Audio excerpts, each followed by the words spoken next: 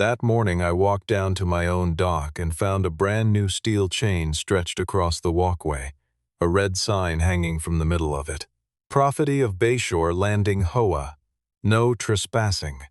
Vivian Crowell stood on the other side with her arms folded, looking at me the way you look at a stranger who wandered into the wrong neighborhood. She told me the dock had belonged to the community for years, and that if I stepped over that chain, the police would be called. 3 hours later, a Coast Guard vessel eased up to the pilings. The chief looked at the paperwork, then turned to Vivian and said, "Ma'am, who exactly owns this waterfront? If you like watching a homeowners association dig its own hole with nothing but arrogance and a laminated binder, stay with me, because Vivian is about to get her answer out loud, in front of everyone. My name is Elias Grant. I am 48 years old, and for 22 of those years I worked as a marine structural engineer, which is a long way of saying I spent my career learning exactly how water eats wood, steel, and concrete, and exactly how much paperwork it takes to build anything at the edge of a tide. I bought the house and the land 8 years ago. The house is small by the standards of what came after it, a low gray cottage with a metal roof and a screened porch that groans when the wind comes off the sound. Nobody would put it in a brochure. But the land under it is the kind of thing people fight wars over in county courthouses. Nearly 900 feet of bay frontage, an old timber dock with heart pine stringers that were cut before I was born, and a recorded right of access to the water that runs with the deed. Bayshore Landing came later.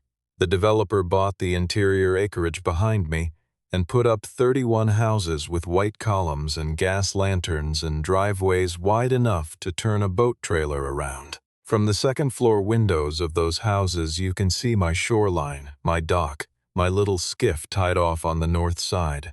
And that, I have come to understand, is the entire problem. When a person looks at something out their window every single morning for 6 years, they begin to believe the view belongs to them. Nobody ever writes that belief down. It just settles in like silt.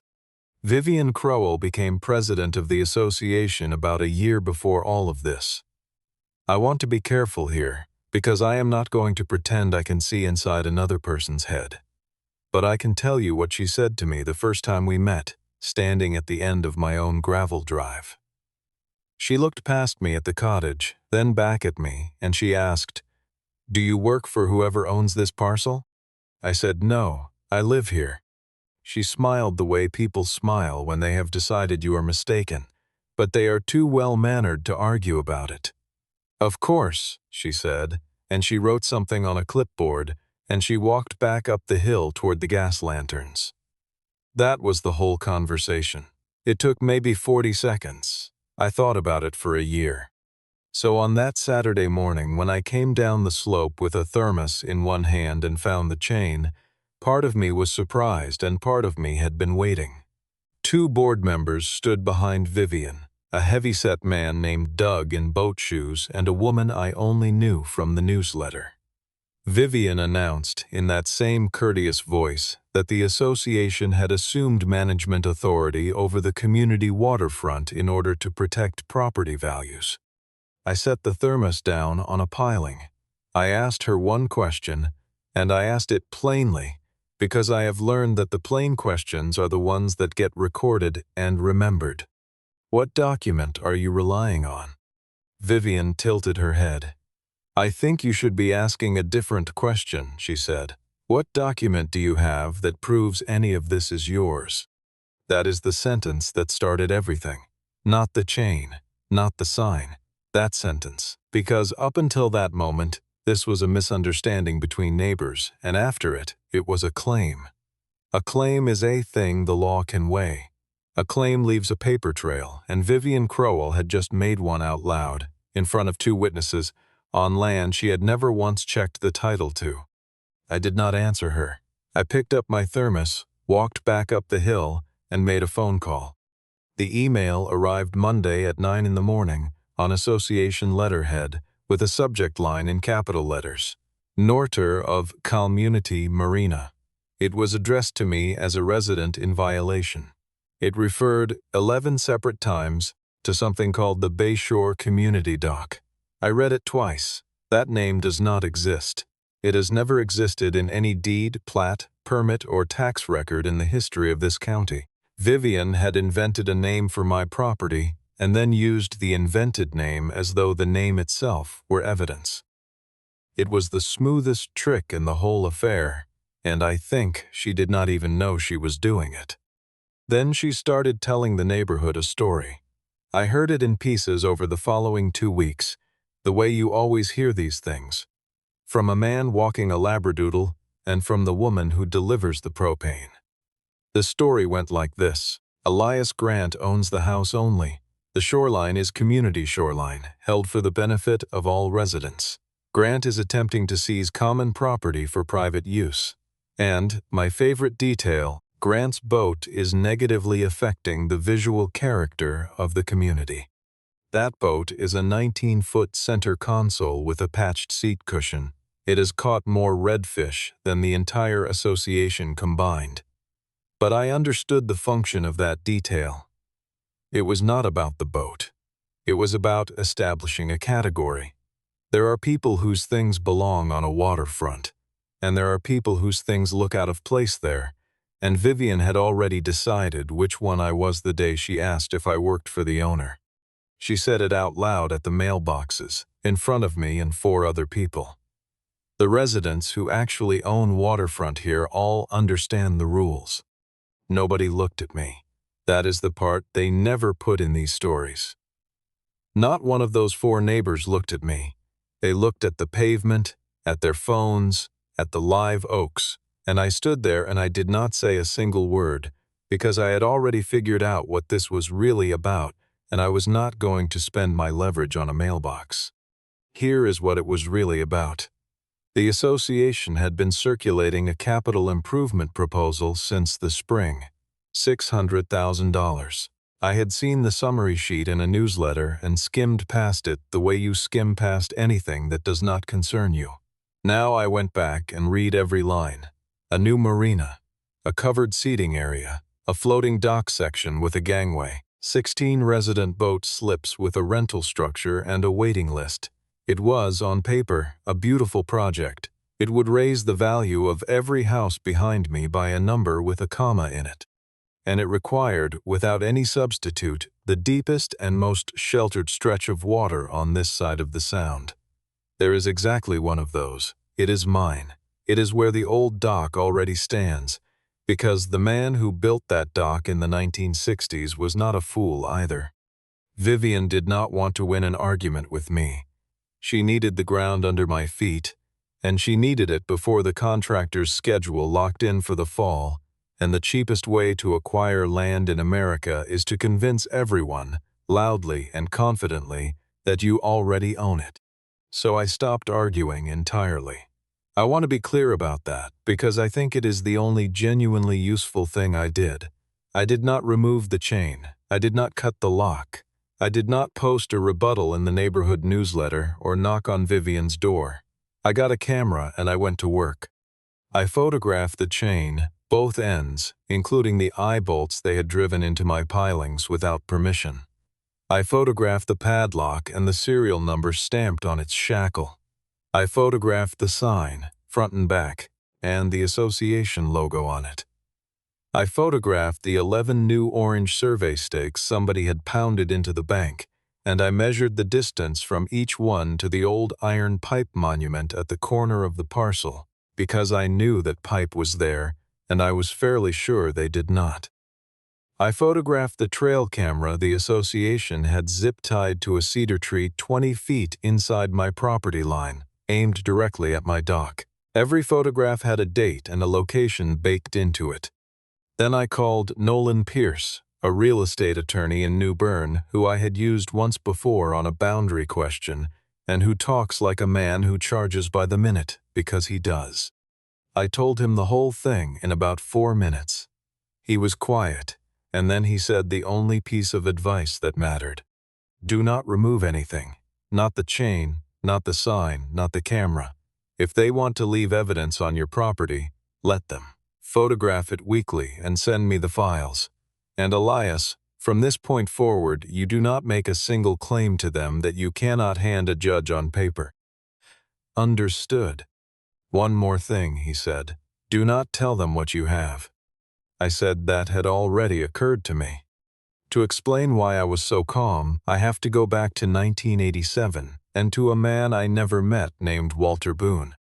Walter Boone owned nearly this entire section of the bay, close to 200 acres of scrub pine and marsh and one very good deep water frontage. He was a commercial fisherman and then a shrimp buyer and then, eventually, an old man with a tax problem. In 1987, he sold the interior acreage to a development company out of Raleigh. But Walter Boone was not a naive seller. He did what watermen do. He kept the water. Specifically, he retained the waterfront strip itself, the full run of frontage. He retained the dock and the right to maintain and rebuild it. He retained the service lane, the sand and shell road that runs down the slope to the head of the dock, because a dock you cannot drive a truck to is a dock you cannot repair.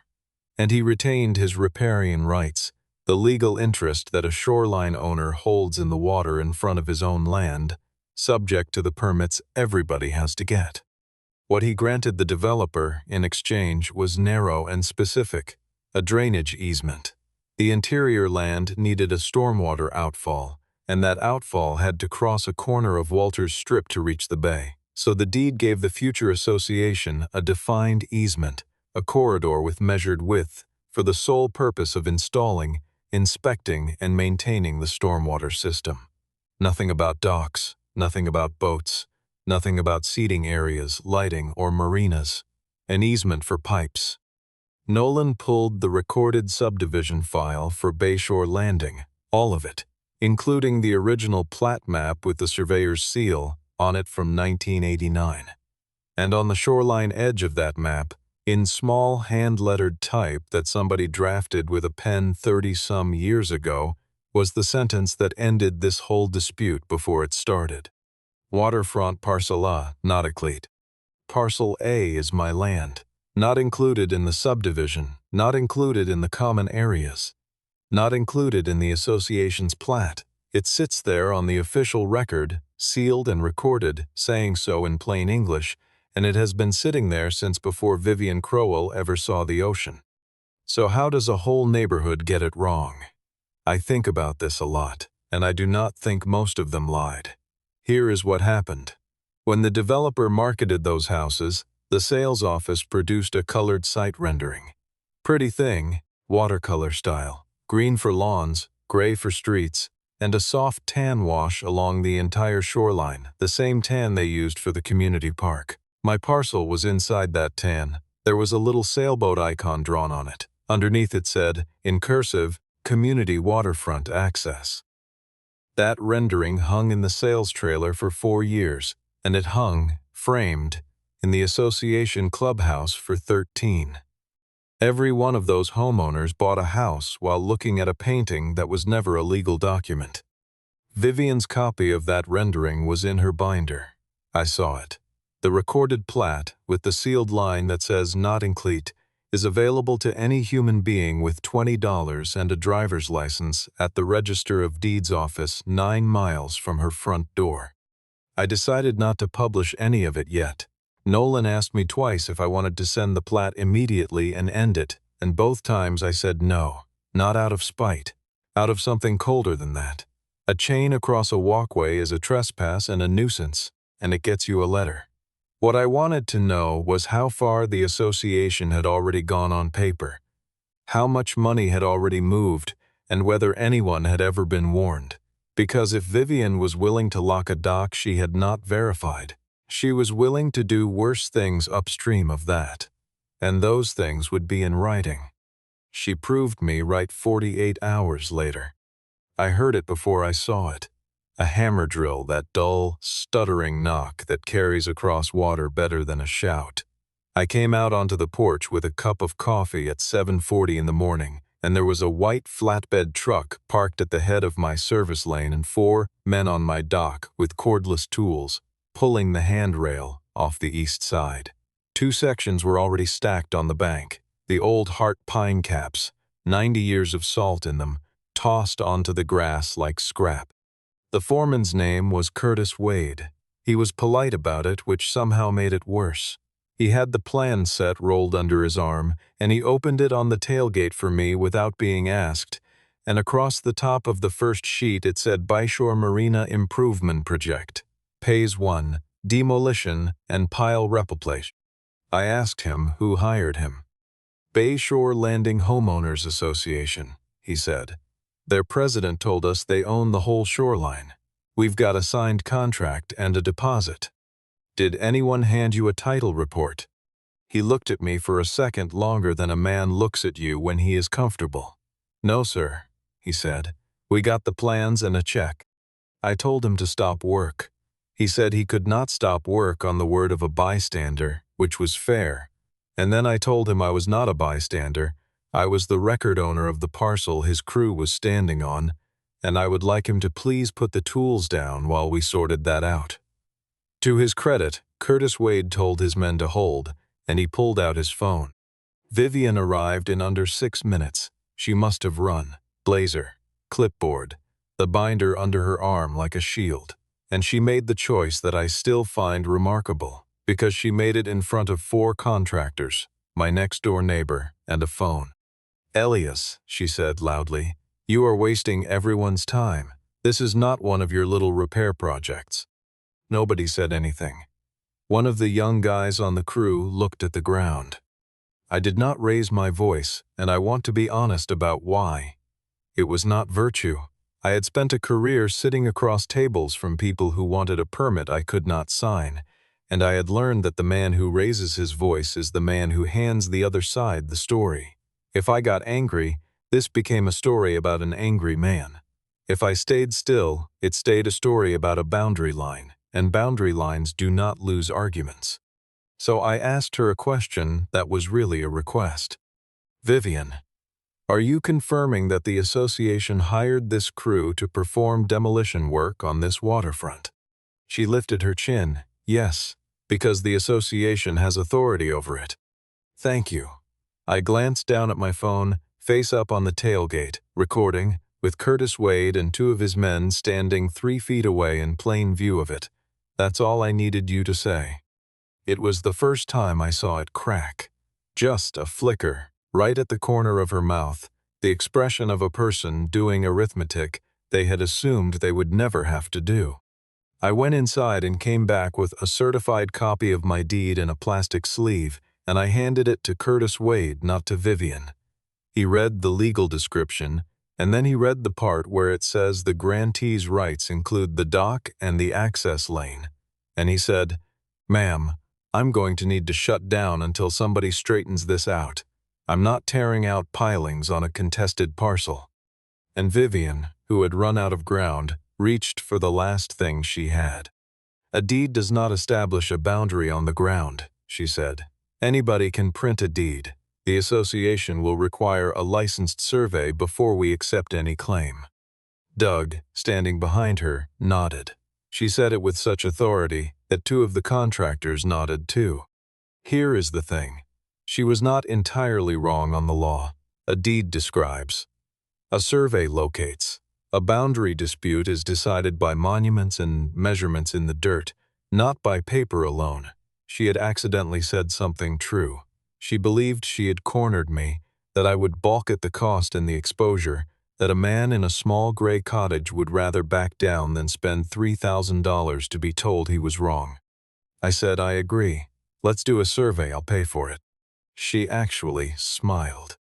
Rebecca Sloan showed up 9 days later in a mud-splattered truck with a robotic total station in the bed and a county map book worn soft at the corners. She had been surveying this county for 19 years. She spoke maybe 400 words that entire day, and 300 of them were numbers. Vivian turned it into an event. She sent a notice to the board, and 5 of them came down the slope in a little cluster, coffee cups in hand, and stood on the grass at the tree line like people waiting for a verdict they had already been promised. Doug brought a folding chair. Graham Talbot, a retired hospital administrator who lives in the second house from the corner, came without a coffee cup and stood slightly apart from the others, with his hands in his pockets, and I noticed that, and I will come back to it. The dock was not in question. The dock was 30 feet inside my line, which everyone had halfway expected by then. That was not the surprise. The surprise was the north side. My parcel ran farther inland and farther up the slope than the association had ever imagined. Because the line does not follow the shoreline, it follows the old Boone survey, and the old Boone survey cut a corner up the hill to include the service lane and the high ground beside it. Rebecca set a flag, and then another, and then another, and the flags walked right up through the middle of the association's improvements. The paved stone walkway, the pretty one with the curved edge that residents used for evening walks, sat on my land for roughly 140 feet of its length. Both teak benches were on my land. The entire string of low-path lighting was on my land, and the new electrical pedestal, the gray box with the conduit stubbed up and capped, the one installed in June to serve the future marina, was standing 4.5 feet inside Waterfront Parcel A. The grass got very quiet. Somebody's coffee cup got set down on the arm of a folding chair and not picked back up. Graham Talbot spoke first, and he did not speak to me. He turned to Vivian and asked, in a normal indoor voice that carried anyway, "Vivian, did we run a title search before the board approved this project?" She said, "The project scope was based on the community plan." That's not what I asked. I'd like to see the surveyor's report before we start second-guessing years of practice. Neither is that, Graham said, and then he did not say anything else, which was somehow much worse for her than if he had kept going. Rebecca packed her instrument. She is a careful professional, and she would not give a conclusion in a field where 6 people wanted to quote her. So she gave the one sentence she was willing to stand behind. "I'll have a sealed plat in about a week," she said. "Based on the monuments I recovered today and the recorded plat of this subdivision, Mr. Grant has a very strong basis to ask that all activity down here stop until this is resolved. If I were on your board, I would not spend another dollar in this area." Then she got in her truck. If she could not beat me on the land, she would come at me from the water. The first sign was a phone call from Harper Lane, who manages the public marina up the creek and who has known this shoreline since she was a kid on her father's oyster boat. She did not open with hello. "Elias, somebody filed a complaint about your dock." With who? Multiple somebodies. Safety complaint on the structure. Something about mooring buoys creating an obstruction to navigation. And there's language in there about you operating a facility without authorization from the association. She let that sit for a second. Somebody is trying to turn a land dispute into a maritime problem. That is a different animal, and I don't think whoever filed it understands that. I spent that evening at the kitchen table with a banker's box. Certified deed. Recorded. The 1989 subdivision plat with Waterfront Parcel A, not inclicked on it. The original dock construction record from the county, filed in 1964 in Walter Boone's name. My repair permit from 4 years ago when I replaced 11 pilings and sistered the stringers, which was reviewed and signed off, and which listed me, by name, as the riparian owner of record. Property tax bills for 8 years on a parcel described as waterfront including improvements, paid by me every year, on time. 2 mooring buoy registrations, both current, both properly marked, both placed exactly where the state told me to place them. Photographs of the chain, the sign, the trail camera, the survey stakes, the demolished handrail, dated. Then Nolan called, and his voice had changed. He had gotten the association's project file through a records request against the county permitting office, because a marina improvement of that size requires submissions, and submissions become public. "Elias, listen to how they describe the site." "Go ahead." In the application narrative, the construction location is described as, quote, Association-controlled waterfront, end quote. It appears 4 times. There's also a signature block where an authorized representative certifies the applicant has sufficient real property interest in the project site. Who signed it?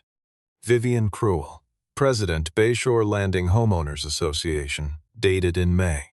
I sat down on the porch step, because that changes the shape of everything. Locking a dock is a civil wrong between neighbors. Telling a permitting authority in writing, under a certification, that you control real property you have never verified and do not own is a different category of problem entirely, and it does not go away when you take the chain off. The next morning, my phone buzzed at 6:50, a message from Vivian. You should be prepared to explain your dock to the Coast Guard. I looked at it for a while, standing in the kitchen with the light coming up gray over the water. Then I typed back 4 words. I'll have my paperwork. She replied almost instantly, and I have kept the screenshot, because it is the single most useful thing she ever gave me. I think you're going to need more than paperwork. She was right. There was somebody standing on that shoreline who was going to need much more than paperwork. It was not me. They came in on a Tuesday, a little after 10 in the morning, on a flat calm with the tide about half out. 29-foot response boat, orange stripe, 2 crew forward and 2 aft, engines burbling as they came off plane 100 yards out. I was on the dock with my banker's box under my arm because I had been expecting them for 4 days. Chief Petty Officer Daniel Voss stepped off onto my dock, and the first thing he did was look at the deck under his boots, then at the pilings, then up at the bull rail, in that order. A man reading a structure. He introduced himself and said they had received a report regarding potential hazards to navigation and an unsafe waterfront facility, and that they were there to look at the water side of it. I said, understood. Everything I have is in this box, and you're welcome to all of it. Vivian arrived before I finished the sentence. I do not know how she does it. Blazer, binder, and she came down my service lane at a walk that was almost a jog, and she went straight past me to Chief Voss with her hand out, and she introduced herself as the president of the association that manages this waterfront. Thank you so much for coming out, she said. We've been having a real problem with a resident using the community dock without authorization. And she turned and pointed at me. In front of his crew, in front of 2 board members who had come down behind her, in front of Harper Lane, who had tied her skiff off on the outside piling and was standing there with a folder of her own. Chief Voss did not look at me. He looked at Vivian. Community dock, he said. Yes, it serves Bayshore Landing. Serves it how? It's the community's waterfront access. It always has been. He nodded slowly, the way a man nods when he is filing something away rather than agreeing with it. Then he said, Ma'am, I'm going to ask you to hold on for a minute while I do my job, and then I'll have some questions. Harper handed him her folder, Marina and Shoreline Facility records for this stretch of the creek, maintained by her office going back decades. He opened it and turned 2 pages, and the name on the entry for this dock, in the owner and responsible party column, was Elias Grant. Above my name, in older ink, W. Boone. Then Chief Voss walked up to the landward end of the dock, where the steel chain was still stretched across the walkway with the red sign hanging off it, and he stopped and looked at it for a long moment. He touched the eye bolt driven into the piling. Who put this here? Vivian said the association did. Who authorized the association to lock this structure? Our governing documents give the board authority over community amenities, and this dock has been treated as an amenity for. I didn't ask about your bylaws. He said it without heat. He said it the way you say a fact. A homeowners association's internal rules don't tell me anything about who holds the property interest in a waterfront facility. That's what I need to establish, because the report I'm responding to says an unauthorized person is operating this dock, and before I go any further, I need to know who actually has authority here. He turned and gestured at the whole shoreline, 900 feet of it, marsh grass to the north, and my flagged property line running up the slope through the association's stone walkway, the pink flagging still fluttering on the laths. "Ma'am, who owns this waterfront?" I have thought about that pause many times since. It lasted perhaps 4 seconds, and there was no sound on that dock except the water working under the planks and a boat wake slapping somewhere out in the channel. 2 board members were standing behind her. Doug's mouth was slightly open. Graham Talbot had come down the lane late and was standing at the top of the slope with his arms crossed. And Vivian Crowell, who had put her signature on a certification in May, who had told a foreman she owned the whole shoreline, who had told me to my face that I should ask what document I had, said, "Bayshore Landing, essentially." Essentially. That is the word she chose, out of every word in the English language. Chief Voss said, "Essentially." The community has used and maintained this area for years. Functionally, it belongs to the association. I opened the box. I did not say anything dramatic, because there was nothing to add. I handed him the certified deed, the recorded 1989 plat with the shoreline notation, the 64 dock record, the permit, and the tax bills. Nolan Pierce came down the lane at exactly that moment, in a wrinkled shirt with his briefcase banging against his knee, and introduced himself as counsel for the record owner, and produced Rebecca Sloan's field notes and a letter summarizing the survey findings. Chief Voss read for maybe 3 minutes. Nobody spoke. The tide kept going out. Then he lowered the papers and said the sentence that changed the faces of every person standing behind Vivian Crowell. "Ma'am, the documents I'm looking at do not list Bayshore Landing as the owner of this parcel. They list Mr. Grant. The recorded subdivision plat for your community specifically excludes this waterfront." She started to speak. He held up a hand, not rudely. "I want to be clear about what I am and am not doing. I am not adjudicating your property dispute. That is not my authority, and it will not be settled on this dock today. What I can tell you is this. The report we received characterized this facility as community property being misused by an individual. Based on the records in front of me, that characterization is not supported. Mr. Grant's buoys are properly registered, his structure has a permit history in his name, and the local facility records identify him as the responsible party." He looked at the chain again. "I'd also point out that if a party who does not hold the property interest has restricted the owner's access to a waterfront facility and has removed structural components of that facility, that is a matter for your attorneys and possibly for the county, and I'd advise your board to get in front of it quickly." Doug said quietly, "Oh my God." Chief Voss handed the papers back to me, gave me a card, told me to keep my permit copies aboard the dock in a weather box, wished us all a good afternoon, and stepped back onto his boat. The engines came up, and they were gone in 90 seconds. That was it. No handcuffs, no verdict, no speech. Just a man with a job asking one plain question that nobody in Bayshore Landing had thought to ask in 14 years, and a whole story collapsing in 4 seconds of silence. Rebecca Sloan's sealed plat arrived that Friday. Nolan pulled the county property records and the tax parcel maps and laid them beside it, and the 3 documents said the same thing in 3 different formats. Elias Grant owns the entirety of Waterfront Parcel A, 911 feet of frontage, the dock, the service lane, the high ground beside it, the stretch under the stone walkway and the benches and the lights and the electrical pedestal. The association owns a drainage easement, 20 feet wide, located 160 feet north of the dock, for the sole purpose of maintaining a stormwater outfall. That easement does not touch the dock. It does not permit surface improvements. It does not permit exclusive use, gates, locks, signage, or boat slips.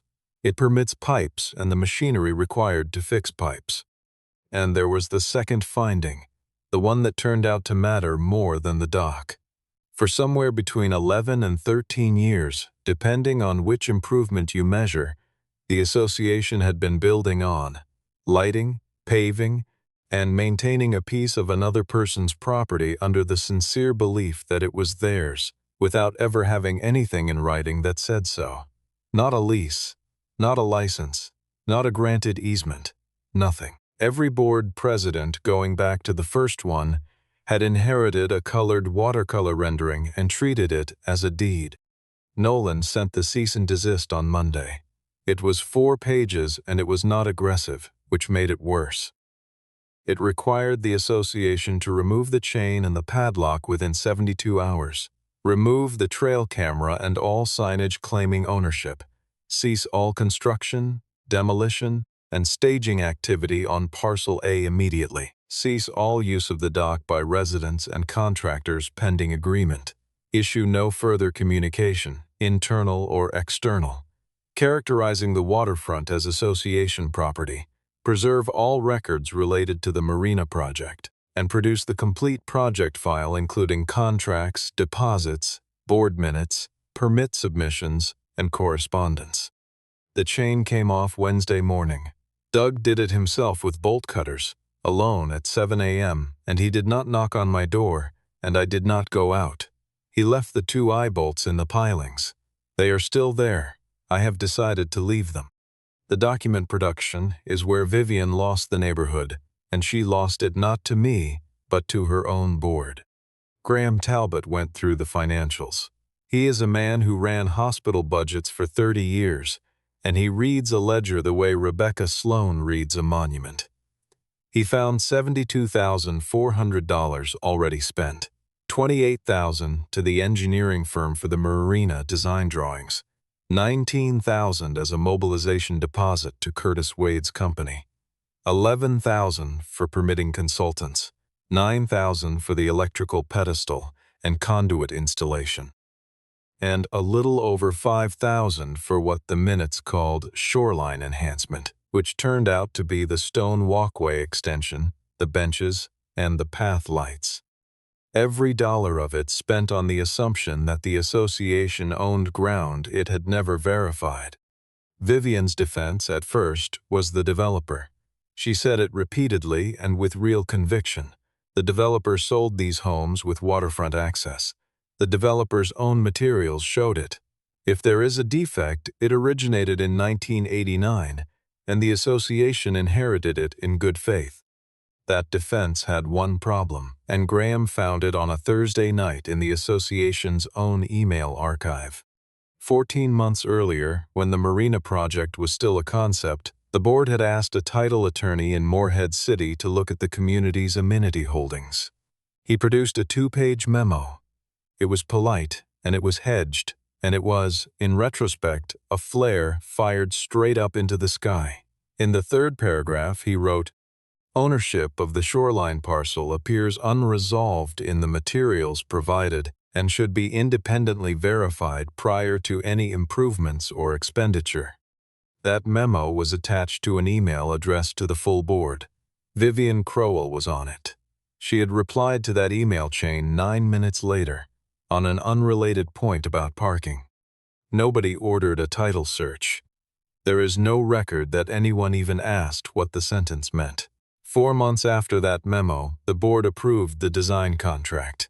6 months after it, Vivian signed a permit certification stating the applicant had sufficient property interest in the site. 11 months after it, she stretched a steel chain across my walkway and asked me what document I had. The emergency meeting was on a Tuesday evening in the clubhouse, under the framed watercolor rendering, which nobody had thought to take down. 39 residents came. I sat in the 2nd row with Nolan on my left and a folder in my lap. Vivian ran the meeting from a podium with her binder open, and for the first 11 minutes she was magnificent. I will give her that. She was calm and organized, and she had a narrative ready. The narrative was greed. She told that room that a single homeowner was attempting to strip the community of waterfront access it had enjoyed since the founding of the neighborhood. She used the word steward. She said the board's only interest was protecting the value of every home in Bayshore Landing. And then she turned toward me and delivered what she clearly believed was the closing blow. Mr. Grant never objected to residents using this area before. Not once, in 8 years. Not a single complaint. If he believed this was his private property, why did he say nothing? Half the room turned to look at me. It was the first time in the entire affair that anyone in that neighborhood had looked at me on purpose. I stood up. I did not raise my voice and I did not walk to the podium. Because they were my neighbors, I said. I let people walk on my land, fish off my dock, and watch the sun go down from my bank, because that is what you do when you have 900 feet of shoreline and a decent life. Letting a neighbor cross your property is not a transfer of ownership. It never has been. If it were, no one in this room could safely lend anyone a driveway. Vivian said, "You are relying on a technicality." I opened the folder and set the sealed plat on the table in front of the podium, so the first 3 rows could see the surveyor's seal. A property line is not a technicality. It is the reason your own deed means anything. She said the board would review the survey with counsel, and Graham Talbot, sitting at the end of the board table, said without being recognized, "Vivian, answer one question. Why did you approve a $600,000 project on a parcel after our own title attorney told us in writing to verify who owned it?" The room changed temperature. She said the memo was preliminary. Graham read the sentence out loud. She said it was 1 line in a 2-page document. Graham read the date, then read the date of the design contract, then read the date of her permit certification, in that order, without editorializing, which was devastating. And then I did the only thing that evening that I am not completely comfortable with. And I did it anyway. I said, "There is one more document." It was an email Vivian had sent to Curtis Wade's project manager 4 days before the chain went up. Nolan had it because it came out of the association's own production, which meant nobody could argue about how I got it. 11 words.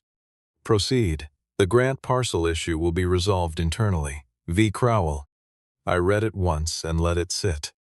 Because that is the true center of this whole thing, and I want to be precise about it. Vivian Crowell was not confused. A confused person does not write the phrase "the Grant parcel issue." She knew there was a Grant parcel issue. She knew it before the chain, before the notice, before the marina permit, before she pointed at me in front of a federal officer. She simply calculated that I was the cheapest obstacle in the project. Cheaper than moving the marina. Cheaper than buying an easement. Cheaper than telling 31 homeowners that the pretty watercolor in the clubhouse was not a deed. She looked at me and made an estimate of how much pressure I could take. A quiet man in a small gray cottage, a man she had assumed, the first time she met me, worked for whoever owned the place, and she bet the association's money on that estimate. I could have closed the whole waterfront. Nolan told me plainly that I had the right to fence Parcel A at the property line, which would have severed the stone walkway, removed both benches, roofed both benches, cut the path, light market, orphaned the electrical pedestal, and eliminated every resident's access to the water at a stroke. 31 houses would have lost the thing they thought they bought. It would have been legal, and it would have been, in the narrow sense, deserved. I did not want to become the second person in this story who used a boundary line as a weapon. So I made the board an offer instead, in writing, through counsel at the next meeting. A limited pedestrian walkway easement near the bank, formally granted, properly recorded, on 6 conditions. The association acknowledges in writing and by recorded instrument that Waterfront Parcel A, including the dock and service lane, is owned solely by me. Any structure, surface, fixture, or utility placed on the parcel requires my prior written approval, drawing by drawing. The association bears the full cost of remediation, including restoring the handrail its contractor removed with matching material, and either relocating the electrical pedestal or abandoning it in place at my discretion. No commercial marina, no rental slips, No waiting list, no revenue operation of any kind on my frontage. No gate, chain, lock, sign, camera, or restriction of any type may ever again be placed on my access, and liability is allocated plainly, with the association ensuring its own walkway and its own users. I expected an argument. What I got, from a room of 39 people who had just spent an hour reading their own board's emails out loud, was something closer to relief. 2 residents actually thanked me. A woman in the back row said she had assumed, from the way it had been described to her, that I was trying to take something. That sentence stayed with me longer than the chain did. Vivian called it extortion. She said it into a microphone. Graham Talbot said, "No, Vivian. This is called asking the landowner for permission." The board voted that night, 8-1, to suspend her from the presidency pending an independent review of the project expenditures and the approval process, and to retain outside counsel who had never worked for the association before. There were no police. Nobody was arrested. Nobody shouted. It was just a woman sitting alone at the end of a folding table under a framed watercolor while the people who used to nod when she spoke took turns reading emails she had never expected anyone to read. A few weeks later, the shoreline looked like itself again. The chain was gone. The red sign was gone. The trail camera was gone. Curtis Wade's crew came back, on the association's dime and with my approval on the drawings, and rebuilt the east handrail out of proper timber, and Curtis shook my hand and said, "For what it's worth, I asked for a title report and got told not to worry about it." I told him I believed him, because I did.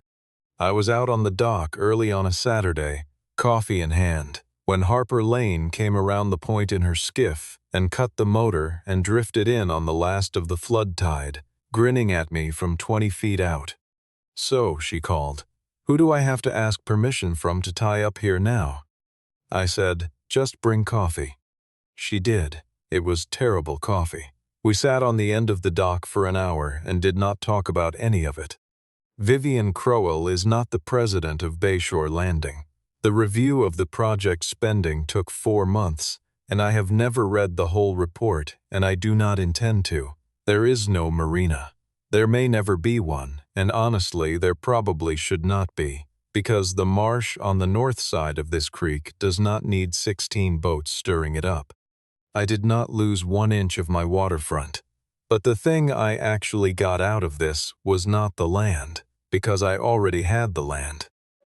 What I got was a neighborhood that now knows the difference between something that looks like community property and something that actually belongs to the community. Those 2 things can occupy the same square of ground for 14 years without anyone noticing, and the moment money shows up, the difference becomes the only thing that matters. At the head of the dock, where the chain used to be, I mounted a small sign. Cedar, hand-routed, about 10 inches wide. It does not say private property, keep out. I thought about it in the first week when I was angrier than I let anyone see. But that sign would have been Vivian's sign with my name on it. It says, Elias Grant, Waterfront Parcel, and underneath, in smaller letters, neighbors welcome, permission still matters. Vivian locked my dock to remind me she did not think I belonged here. In the end, that chain was the only reason anybody bothered to check the paperwork at all. And when they finally did, they found that the single thing on this waterfront that had never belonged here was the authority she had handed to herself.